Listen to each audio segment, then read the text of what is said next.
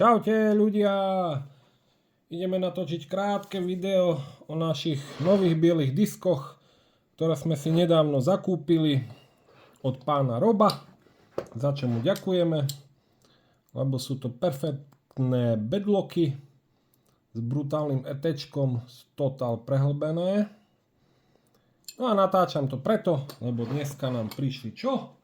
No predsa kolesa, teda pneumatiky. A pneumatiky nám došli od koho? No predsa RC Balík CZ. Tam keď objednáte, na druhý deň máte. No, také rýchle ako Alza to až nie je. Ale prídu vám hneď. Ja som objednal, no poď von, poď. Takéto parádne, brutálne, široké drapakové kolesa, už aj s vložkami. Vložky sú vo vnútri. S bielými nápismi, čiže budú brutálne vyzerať. Sú to 1.9. Sú to 1.9 pre 1.10-kové mašiny. Takže budem ich skladať. Ako ich budem kompletizovať, tak to vás trápiť nebudem, lebo však každý si takéto kolesa viete poskladať.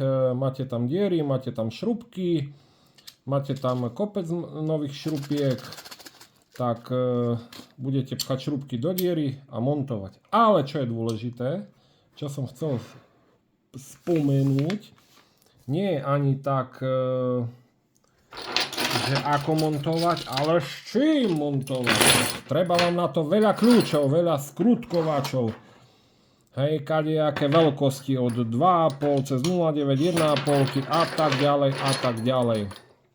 Ale hlavnú vec, čo som chcel povedať je, aby tie skrutkovače boli z nejakého kvalitného materiálu, lebo pokiaľ je to nejaké bláto čínske, tak vám ten 6 hran, čo sa najčastejšie používa, imbusový na tých skrutkách, zničí. A potom máte problém buď to dotiahnuť, alebo povoliť. Takže radšej ľudia do kvalitného náradia investujte. Kúpite to raz a máte pokoj. Viem, o čom hovorím, lebo sám používam náradie a čím kvalitnejšie, tým lepšie. No a potom poskladáte kadečo. Čiže také bedloky, šrubovaky s takými kolesami. Potom niekedy pridám fotky, už keď budú zostavené. A ešte sa rozhodnem, na ktoré auto to dám. Ale už viem, na ktoré auto to dám. Ale vy to budete vedieť až neskôr. Takže z dnešného videa všetko. Čaute!